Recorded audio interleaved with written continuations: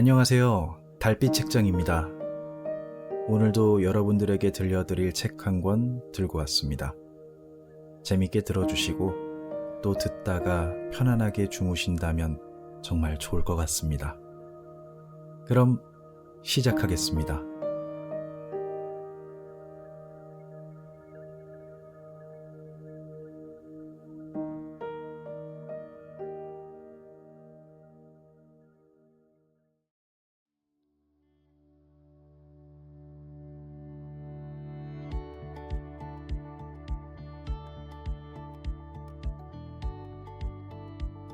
돈은 없지만 독립은 하고 싶어.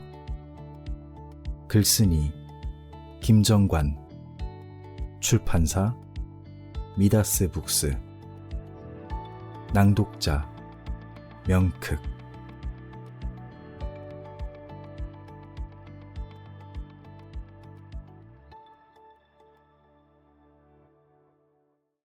프롤로그 28.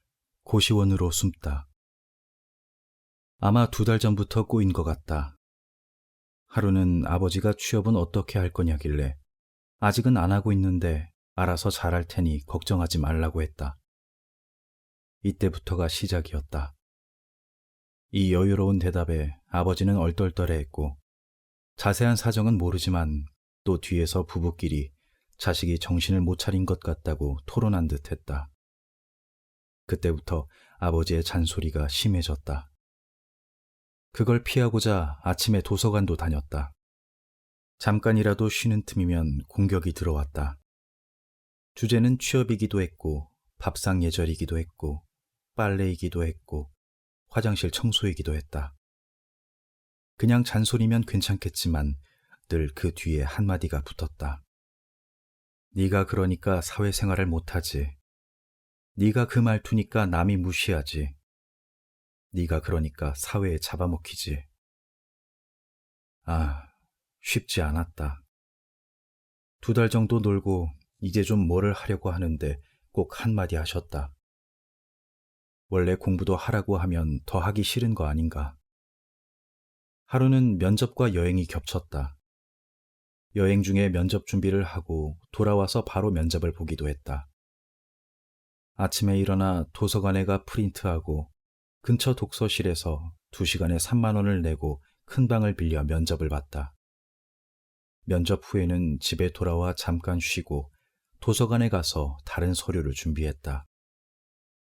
이날은 정말 힘들어서 조금 일찍 와 누워 있었는데 아버지가 오셨다. 왜 거실불 안 끄고 갔냐? 정신을 안 차리냐? 그래서 사회생활 하겠냐? 이때 나도 완전히 정신을 놓아버렸다. 지금 나한테 중요한 건 거실불이랑 젓가락이 아니라 일이든 공부든 하나라도 더 준비하는 건데 매번 다른 거로 지적하니 대꾸할 힘도 없었다. 10시부터 22시까지 도서관에 갔다 오는 건 보이지 않는 건가? 그때 이후로 집을 나오기 전까지 14일간 정말 좀비처럼 살았다. 나를 괴롭히는 게 부모 입장에서 더 아픈 거라는 바보 같은 생각 때문이었을까? 스마트폰과 유튜브를 온종일 보고 밥도 굶는 밤낮이 바뀐 생활을 반복했다. 스스로가 쓸모없는 인간 같다는 생각이 꼬리에 꼬리를 물었다. 그 말을 듣고 바로 집을 나오려고 했으나 어머니 생일과 예비군이 있어 번거로울 것 같아 잠깐 더 있었다. 지금 생각해보면 차라리 진작 나오는 게 나았다. 인터넷에 이런 글이 있었다. 내가 월 1억을 벌면 하루에 330만 원을 버는 꼴이다. 그래서 나는 만나고 싶은 사람을 만나고 만나고 싶지 않은 사람은 안 만난다. 컨디션 관리에 최선을 다한다. 본가에 있던 넉 달 중 2달은 잘 보냈으나 나머지 2달은 컨디션 관리가 전혀 안 됐다. 한 달에 200을 벌지만 정말 쓸모없이 날아간 날들이었다. 조카를 괴롭힌 거 아니냐는 말, 일일 아르바이트 몇 번 했다고 너도 요즘 애들처럼 아르바이트만 하고 살 거냐는 말, 젓가락으로, 화장실로, 거실불로 한마디 던지는 말, 내 말에 기분 나빠하지 말라는 말, 너만 손해라는 말, 첫 번째 말은 너무 어이가 없어서 몇 주간 화가 안 풀리기도 했다. 마지막 2주도 거의 날려먹었다. 어설프게 자식 노릇한다는 생각으로 버텼는데 정말 손해였다. 이 2달은 정말 나를 퇴행시켰다. 글을 못 쓰게 하고 온갖 좋은 생각들을 다 버리게 했다. 이럴 바에 혼자 사는 게 낫겠다는 생각이 들었다. 부모님도 나가서 살라고 했으니 서로 윈윈이었다. 생각해보면 20살 이후 형과 자취, 교환학생 등으로 부모님과 산 기간은 얼마 되지도 않고 열심히 보냈던 기간들도 부모님에게 영향을 받지 않아서 해낸 것이기 때문이다.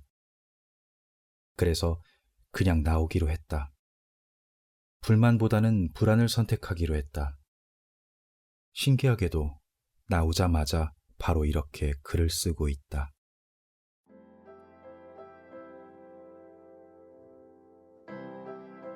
고시원 0일차.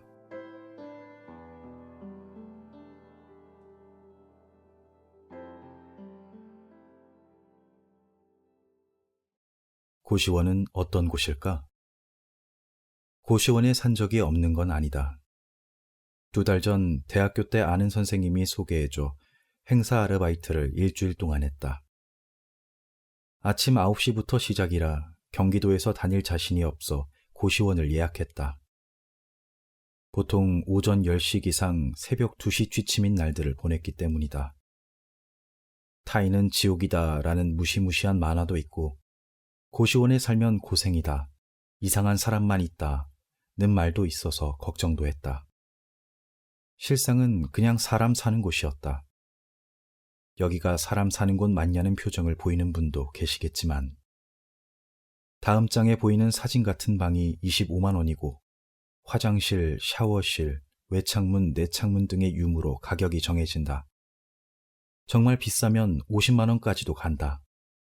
이 정도면 원룸과 다를 바 없다고 생각하겠지만 보증금이 없는 게 그나마 장점이다. 신기한 게 서울이라고 유달리 비싸지도 경기도라고 유달리 싸지도 않았다. 여느 주거 공간이 그렇듯 업무 공간이나 핫플레이스가 많은 지역은 조금 더 비싼 듯했다. 아마 찾아보면 행복주택, 청년주택 이런 게 더 있겠지만 보증금 없이 당장 20만 원대로 살 곳을 떠올리면 고시원밖에 없지 않을까. 아르바이트 할 때 잠깐 머물던 곳은 화장실과 샤워실이 있었다. 그곳은 샤워 후에 문이 제대로 안 닫혀 밤새 습했고 물이 바닥까지 새기도 했다. 물도 새는데 샤워실과 변기가 있다는 이유로 방 가격도 몇십만 원 더 비쌌다. 그럴 바에 싼 헬스장을 이용하는 게 방에서 덜 습하게 자고 수건 걱정도 덜해 낫겠다는 생각이 들었다. 인간의 최소 조건이라고 생각되는 배설의 자유가 월 10만 원이라는 생각도 들었다. 수용소에서 최소한의 인간성을 지키기 위해 먹을 것보다 씻는 걸 택하는 사람도 있었단다. 그게 현대에서는 월 10만 원이다. 경기도에서 2개, 서울에서 2개 정도의 방을 봤다. 가격은 이때 대충 알게 됐다. 경기도의 한 곳은 정말 허름하고 낡아서 여긴 아니다 싶었다. 고시원장이 빈방이라고 소개한 곳을 몇 개 보고 쭉 둘러보는데 한 방이 열려 있길래 빈 방인가 싶어서 봤더니 안에 사람이 있었다. 한 아저씨가 방문을 열고 TV를 틀어놓은 채로 누워 있었다. 눕는 거야 자유지만 오후 시간에 굳이 방문을 열고 TV를 틀어놓은 채 누워있는 중년 남자를 보는 건 유쾌한 일은 아니었다. 다음 서울 고시원은 그나마 깔끔했다. 시설이야 어디든 비슷하더라도 오픈한 지 1년밖에 되지 않아 깔끔한 점이 마음에 들었다. 가격도 웬만하면 20만 원대로 다른 곳들에 비해서 저렴했다. 그래서 이틀 뒤 바로 입금했고 짐도 미리 보내두었다. 다른 곳들도 통하는 했으나 가격대가 오히려 신축보다 높아서 제외했다. 경기도에 있는 곳은 일자리가 많은 서울로 가게 되면 불편할 것이고 다른 서울에 있는 곳은 가격에 비해 시설이 마음에 들지 않았다. 고시원으로 가겠다 생각했을 때 바로 괜찮은 곳을 찾은 것 같아서 다행이었다.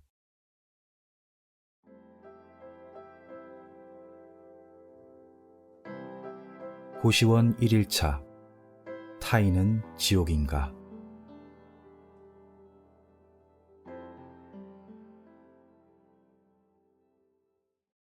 뭐든 1일차는 벅차다. 고시원 1일차도 그랬다. 늘 그렇듯 본가에서 10시쯤에 일어났고 지난밤 정리해둔 짐에 충전기와 욕실용품을 추가로 챙겼다. 느긋하게 밥을 먹고 어쩌면 더 못 볼지도 모르는 신문도 봤다. 집을 나오니 11시였다. 아버지는 웬일로 엘리베이터 앞까지 나와 마중해 주셨고 어머니는 가족들을 너무 미워하지 말라는 문자 메시지를 남기셨다. 밉지는 않지만 서로 화나게 하는 건 어쩔 수 없으니 잘 살아보겠다는 답장 정도만 드렸다. 고시원에 도착했다. 전화해보니 고시원장이 항상 상주에 있는 건 아니니 적당히 입주해 있으라 해서 바로 들어갔다. 짐을 정리하고 나와 편의점 도시락을 사 먹고 헬스장을 몇 군데 둘러보았다. 운동 겸 씻을 공간이 필요했다. 시설은 예전 다녔던 곳보다 못한데 가격은 거의 2배였다. 고시원 가격은 비슷한데 헬스는 왜 이런지. 연중 무휴에 조금 비싸고 먼 곳으로 할지 한 달에 6일 쉬는 싸고 가까운 곳으로 할지 고민이 됐다. 일단 조금 쉬고 장을 보러 갔다. 다이소에 가서 옷걸이와 샤워 바구니 등을 샀다. 얼마 안 산 것 같은데 3만 원이나 나왔다. 샤워 바구니를 헬스장용과 고시원용 총 2개 산 게 6천 원이라 큰 비중을 차지했다. 조용히 다녀야 한다고 해서 슬리퍼도 구매했다. 이것만 해도 거의 10,000원이다. 게다가 짐이 꽤 무거워 선선해지는 걸 기다리기 위해 근처 카페에서 시간까지 때웠다. 벌써 지출이 상당하다. 카페에서는 오랜만에 채용 사이트에 접속해보고 유튜브 쇼츠를 만들었다. 작성했던 글도 다시 봤다. 2주 전만 해도 꽤 또랑또랑한 정신을 유지했던 것 같은데 그 정신을 되돌리기 위해 노력해야겠다는 생각이 들었다. 2시간쯤 시간을 보내고 다시 고시원에 돌아와 짐 정리를 했다. 옷걸이에 옷을 걸었고 수건을 꺼냈고 샤워 바구니에 용품들을 나눠 담았다. 역시 헬스장은 집 가까운 게 좋아 가까운 곳으로 가서 등록했다. 사장인지 직원인지 모를 여자가 나와 느긋하게 제가 좀 느리죠. 그래도 재촉하면 더 못하니까 이렇게 할게요. 응대하고 사물함 열쇠를 주었다. 환불은 솔직히 말하면 어렵다고 해서 뭐 어쩔 수 없다고 생각했다. 시설도 그저 그렇고 응대도 마음에 안 들지만 8개월 만에 헬스를 하니 너무 신나서 2시간 넘게 했다. 오랜만에 근육통까지 느낄 수 있었다. 저녁을 먹으면 졸릴 게 뻔해 시간을 보낼 장소를 찾다가 청년 지원센터를 발견했다. 스터디 카페처럼 생겼는데 서울 청년은 무료란다. 시설이 닫히는 시간까지 지원서를 하나 작성해 제출했다. 고시원에 돌아와 라면을 끓였다. 라면은 무료다. 2끼를 이렇게 먹으면 1000칼로리긴 한데 그래도 칼로리를 생각해 나중에 건면을 따로 사서 먹을까 생각했다. 한 끼는 사 먹고 한 끼는 고시원의 라면을 먹을 예정이다. 부족한 영양은 영양제로 보충하려고 해 잔뜩 사두었다. 음식으로 먹는 게 좋은 걸 알지만 먹을 돈도 없고 먹기도 번거롭다. 처음이라 가스레인지를 다룰 줄 몰라 어버버하고 있는데 앞에 라면 끓이던 사람이 다 끓이고는 내 냄비까지 올려주고 갔다. 타인은 지옥이 아닌가? 전 회사 다이어리를 받침대 삼아 젓가락 없이 포크로 먹었다. 그래도 아직은 할만하다는 생각이 들었다. 운동을 너무 열심히 하고 오랜만에 밥을 먹어서인지 금방 졸려 침대에 누웠다. 꽤 오래 핸드폰을 봤다. 어디인지 알 수 없는 방에서는 계속 소리가 들렸다. 다들 조용해질 때쯤에서야 핸드폰을 내려놓았다. 책을 봐야 할 것 같아 전자책을 봤다. 그러다 잠이 들었는데 모기 때문에 깼다. 잡고 다시 잠자리에 들었다. 새벽 4시였다.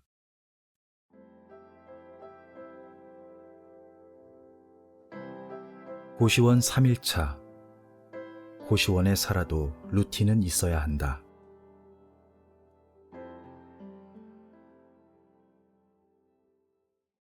아침 10시쯤 일어나 11시쯤 청년지원센터에 간다. 아침은 굶고 점심은 사 먹는다. 20시쯤 나온다. 21시에는 헬스장에 간다. 22시 30분까지 하고 고시원에 돌아가서 라면을 먹는다. 잠은 새벽 2시쯤 잔다. 그리고 반복. 고칠 게 너무 많다. 일단 기상 시간이 너무 늦다. 늦어도 9시에는 기상하고 싶은데 먹을 걸 아끼려고 고시원에서 먹다 보니 늦게 먹고 늦게 자게 된다.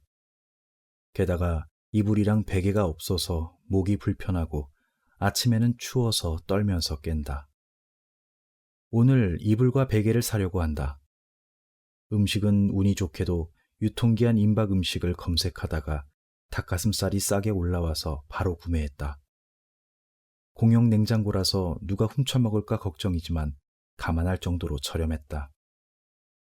방 안에도 냉장고가 있지만 가동되는 소리가 너무 시끄러워서 공용 냉장고를 이용하고 있다. 아침, 저녁은 닭가슴살, 점심은 외식을 하면서 식사 루틴도 굉장히 안정화됐다. 더 건강히 먹기 위해 견과류를 살까 고민 중이다. 와이파이와 신발장을 사용할 수 있게 됐다. 첫날에 고시원장을 만나지 못해 사용하지 못하고 있었다. 고시원장이 상주하는 건 아니라고 해서 언제 만나나 했는데 2일차에 바로 만나서 물어볼 걸 다 물어봤다. 청년지원센터는 아주 편리하다. 콘센트가 있고 에어컨과 공기청정기가 있으며 청년들이 옆에서 무언가 열심히 하고 있다. 나 역시 오랜만에 지원서를 냈고 아르바이트도 구하고 있다. 음식물 반입 금지라고 해서 물만 먹으면서 버텼는데 다들 커피를 하나씩 들고 있었다.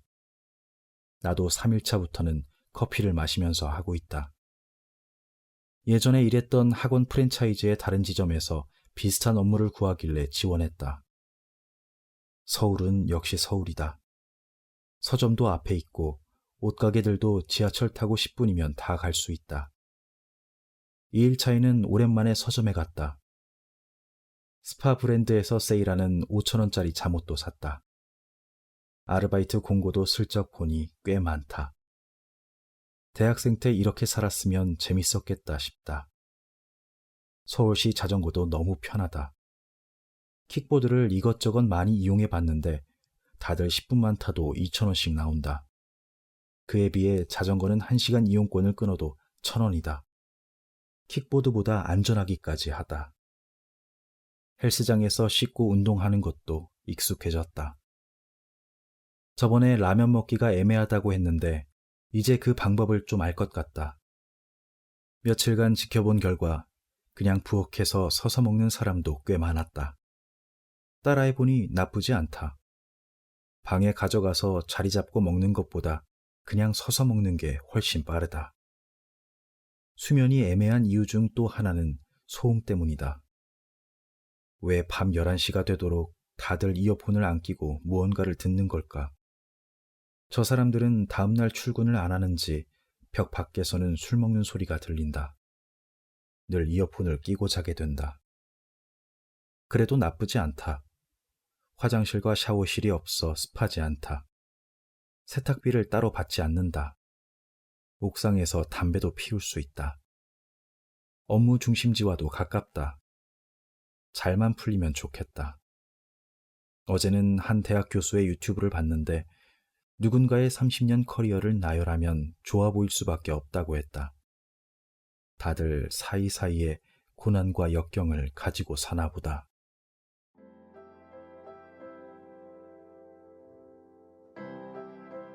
고시원 5일차 중고거래에서 부자를 만났다.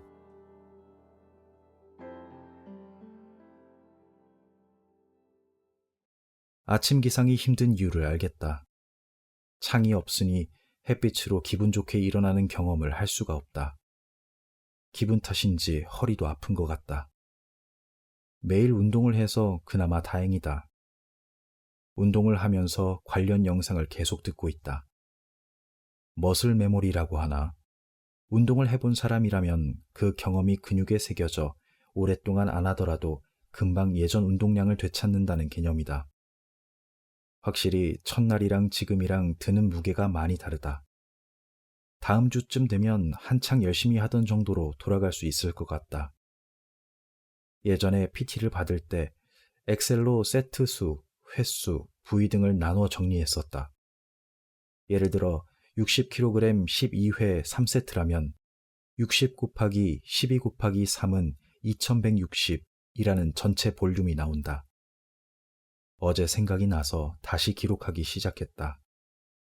날이 갈수록 기록과 데이터가 중요하다는 게 체감된다.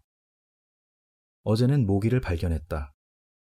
첫날에 모기 때문에 잠을 설친 게 떠올라서 잡고 자려고 했는데 2번이나 놓쳤다. 괜히 새벽에 깨면 찝찝할 것 같아 핸드폰을 보고 책을 보면서 기다렸다. 그래도 찾을 수가 없었다. 이 조그만 방에 흰색 벽이면 보일 법도 한데 이상하다. 결국 새벽 5시쯤 잠이 들었다. 신기하게 물리지 않았다.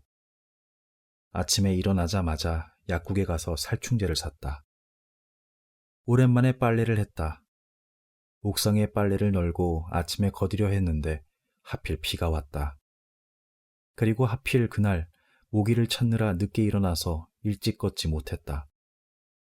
물이 넘칠 것 같이 쏟아지던 비도 1시간쯤 지나자 물이 빠졌다. 기껏 새벽까지 돌리고 널었던 빨래를 힘없이 줍고 다시 세탁기에 넣고 또 건조기에 넣었다. 진이 빠지지만 이 정도로 기죽어서는 안 된다. 돈을 쓰면 기분이 좋다. 모기, 소나기로 기분이 안 좋아서 점심부터 짬뽕을 먹으러 갔다. 원래라면 닭가슴살을 먹어야 했다. 이후에는 카페에 가서 커피를 마셨고 저녁에는 햄버거 세트도 먹었다. 먹을 때나 돈을 쓸 때는 좋았으나 막상 쓴 금액을 보니 좋지 않았다. 돈을 쓰면 기분이 나아지지만 돈이 없을 때 쓰면 금방 안 좋아지는 게 또 기분이다. 이때쯤 이불과 베개를 샀다. 확실히 잠이 나아졌다. 원래 중고로 구매하려 했는데 생각보다 오프라인의 가격이 나쁘지 않아서 바로 구매했다. 아, 베개는 별로였다. 서울을 지나가다 보니 시위가 자주 보인다. 예전 의경 때는 마음이 복잡했다. 이제는 복잡할 틈도 없다. 햄버거 세트를 늦지 않게 사는 게 더 중요하다. 안정됐다. 먹을 것도 구비해뒀고 먹을 곳도 정리해뒀다. 취업 준비 기간 동안 시간을 보낼 공간도 알아뒀다. 그리고 이제는 좀 외롭다. 알아보러 다닐 때는 외로울 틈도 없었다. 이제 하나둘 안정되니 쓸데없는 생각이 든다. 밤 11시 헬스장에서 나올 때 젊은 여자들이 와인을 마시러 가고 회사원들이 회식하는 모습은 혼자인 내 모습과 대비된다.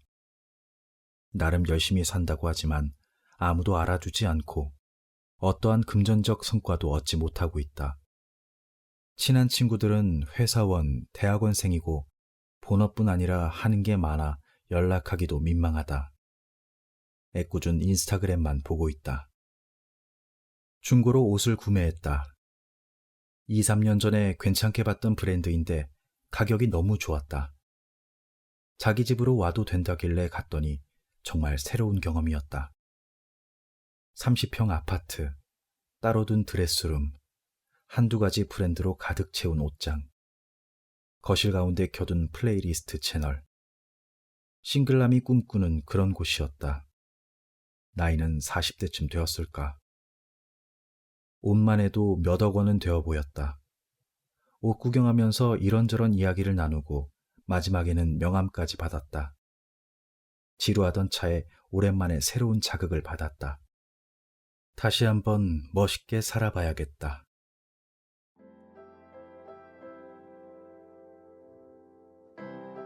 고시원 8일차. 쪽팔린 건 돈이 없는 게 쪽팔린 거다.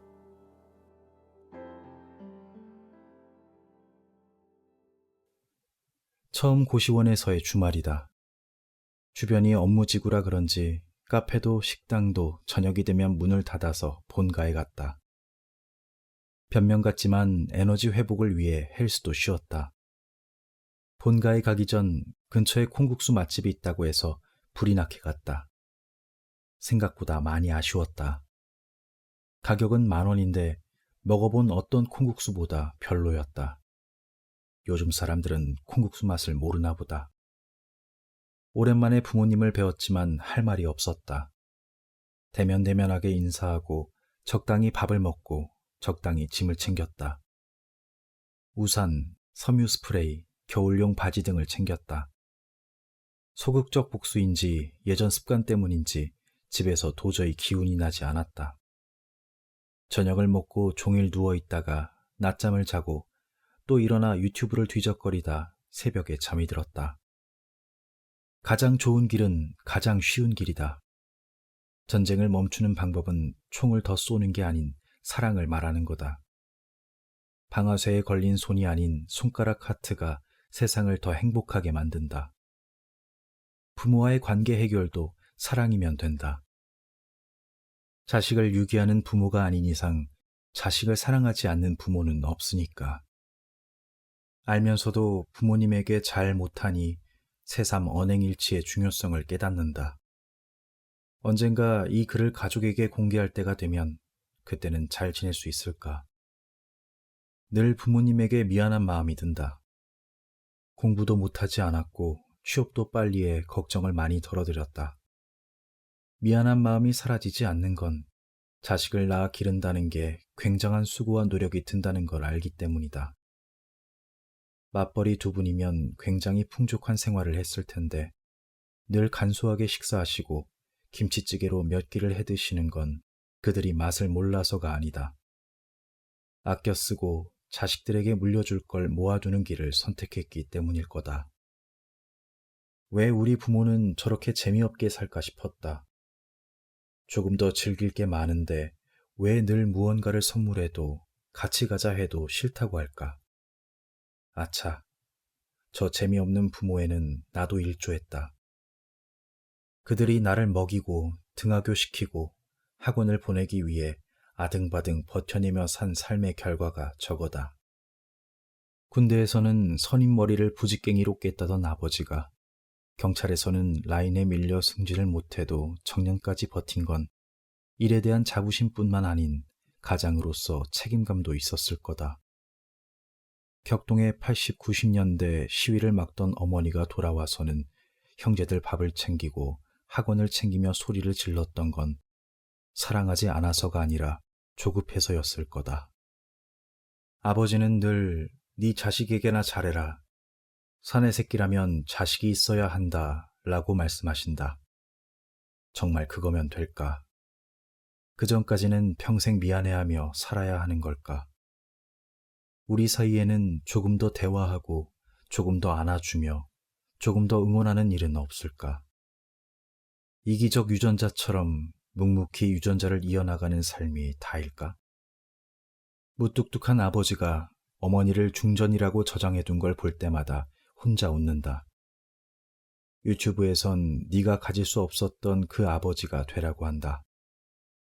일주일 만에 집에 왔다고 닭볶음탕을 해두었다고 아버지는 또 웃으신다. 미워할 수가 없다. 일요일, 아침에 일어나자마자 씻고 나왔다. 차라리 고시원에 있는 게 낫겠다.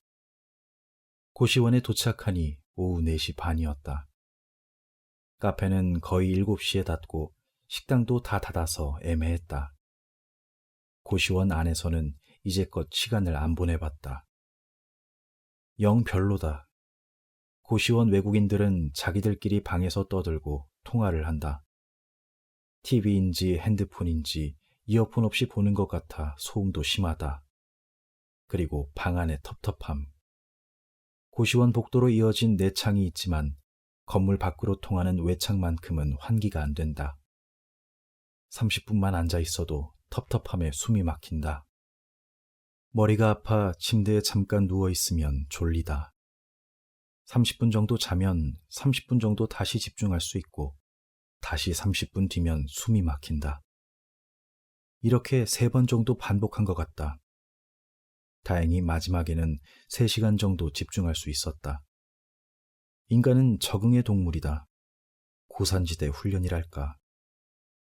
대충 구성비가 40대 이상 한국인 남성 30%, 20, 30대 한국인 남성 30%, 20대 외국인 남성 20%, 20대 외국인 여성 10%, 20, 30대 한국인 여성 10%쯤 되는 것 같다. 외국인들에게는 특유의 냄새가 난다. 패출리 계열 향수는 안 뿌려도 되겠다. 단기 아르바이트를 했다. 학원에서 교재 및 박스를 나르는 일이었다. 고시원에서 너무 떨어진 곳은 싫으니 어필을 많이 하려고 학원의 다른 지점에서 일했다는 걸 적었다. 4년 전 토익 910점, 2년 전 850점 등은 적으려다가 민망해서 적지 않았다. 나중에 아르바이트용 프로필을 따로 만들어야겠다. 정규직이나 인턴이 단기 아르바이트에 그렇게 필요하지는 않으니까. 친구가 너처럼 야상에 나와 사는 사람은 없다고 했다. 민망했다. 회사에서 못 버텨서 나온 거고 부모와 사이가 좋지 못해 나온 것뿐이다. 가장 좋은 답은 회사에 잘 적응하고 부모와 잘 지내는 건데 그걸 못해 더 돌아가는 길을 선택했다. 돌아가면서 직장인일 때의 미래 계획도 전부 초기화됐다. 내가 참지 못해서다. 야상에 나와보니 열심히 했다고 했던 일들이 학교라는 울타리와 직장이라는 사회 하에서 이루어진 전부라는 게 느껴진다. 직장은 지옥이라지만 밖은 야생이다. 아르바이트 하는 친구들 대부분이 20대 초반이다. 아직 취업이나 창업보다는 회식, 술, 연애 이야기를 한다. 취준 커뮤니티, 고시원 커뮤니티라도 만들어야 할 것 같다. 회사 지원은 밤에 해야 한다. 예전에는 깐깐히 골랐다. 여기는 비즈니스 모델이 어떻게 되지? 구성원은 몇 명이지? 투자는 받았나? 팀원 구성은 어떻지? 기사는 어떻게 나왔지? 다 찾아보고 나서야 지원했다. 그래서인지 합격률이 괜찮았던 것 같은데 이제는 되는 대로 지원한다. 합격률은 더 낮아졌지만 그래도 따지기보다는 하는 게 낫다. 그래서 밤에 지원한다. 낮에는 생각이 많아 안 되는데 밤에는 걱정이 많아 지원이 잘 된다. 무서워? 쪽팔려? 안 될 것 같아? 돈 못 버는 게 더 쪽팔리고 무섭다.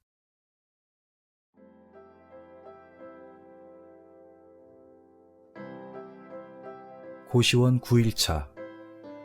인스타그램에선 다들 잘 살겠지.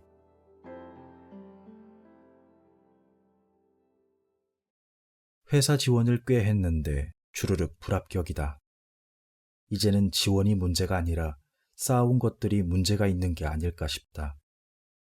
그래도 어떻게든 해내봐야겠다. 8일은 정말 알차게 보냈다.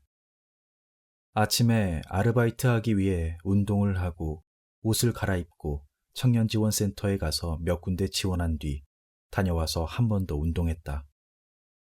이 낡은 헬스장은 의외로 아침에는 출근하는 사람들로 붐볐다.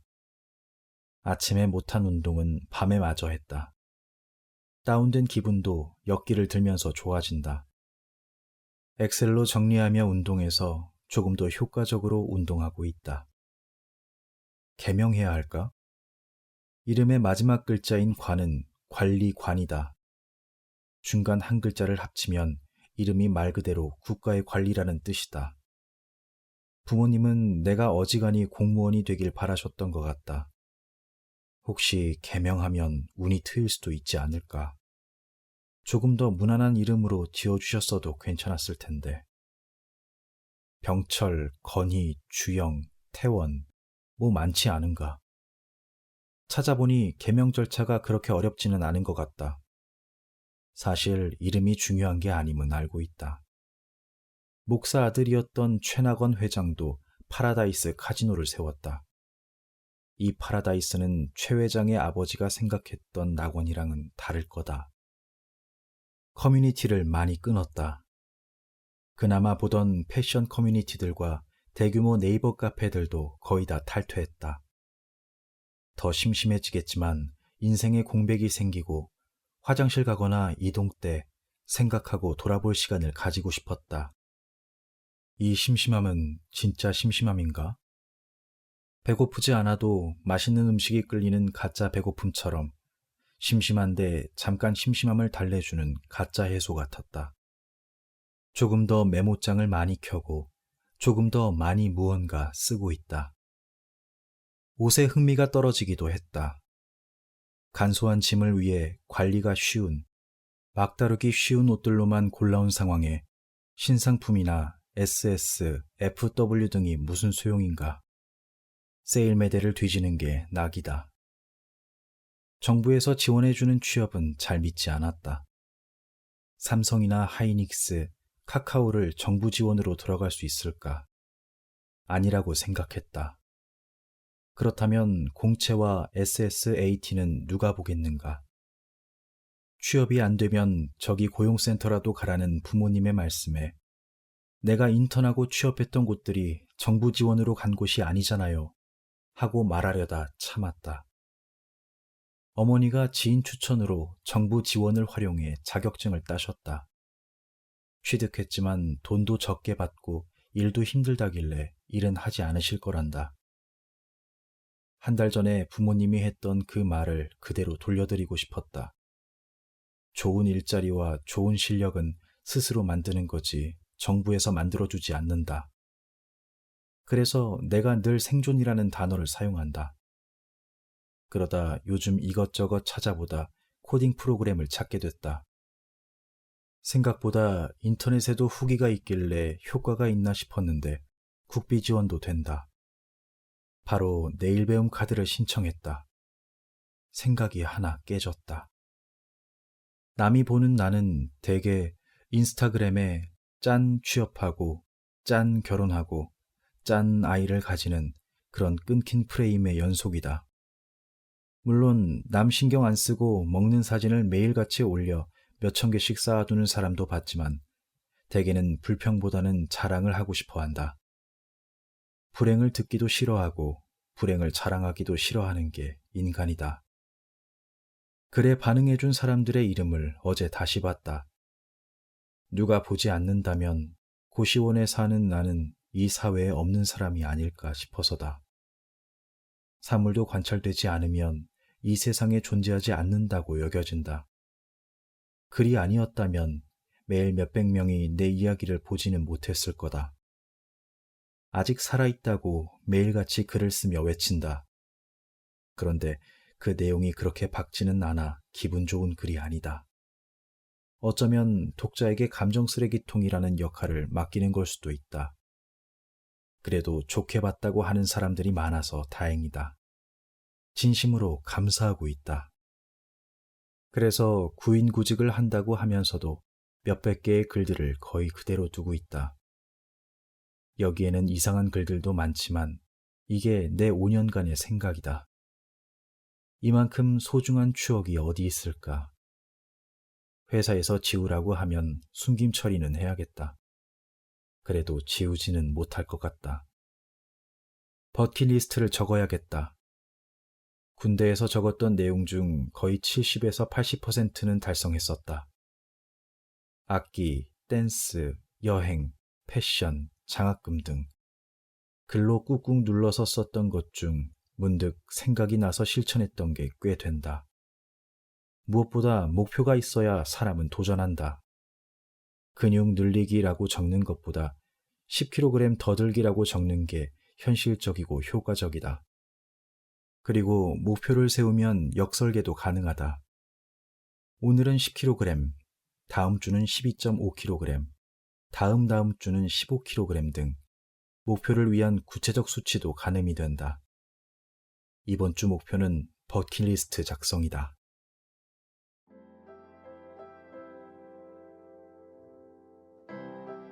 고시원 11차. 괜히 알바하는 게 아닙니다.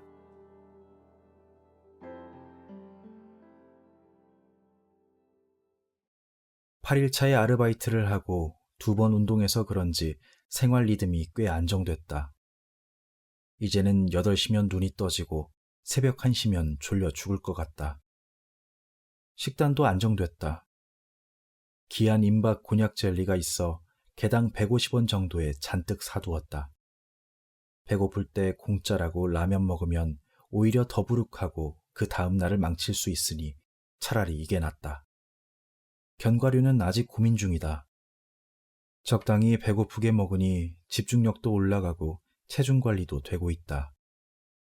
슬리퍼가 사라졌다.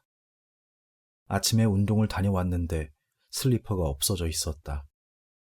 신발장에 안 놓고 바닥에 두었던가. 그래서 누가 가져갔나.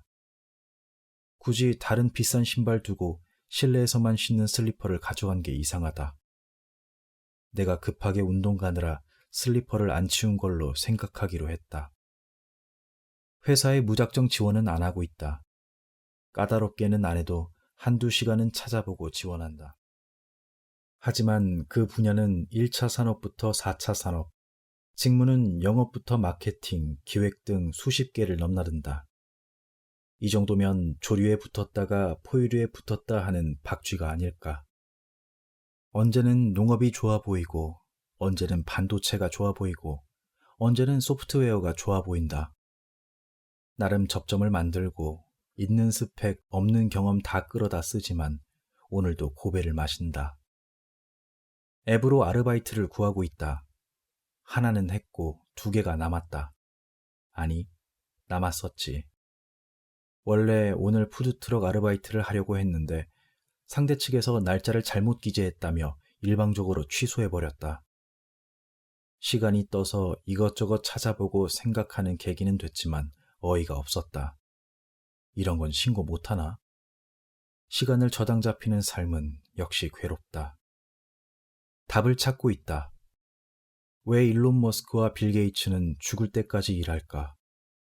왜 일본의 초밥장인은 90세까지 밥을 만질까? 왜 누구는 빨리 은퇴하고 싶어 안달복달이고 왜 누구는 은퇴 후 일이 없어 무기력하게 살까?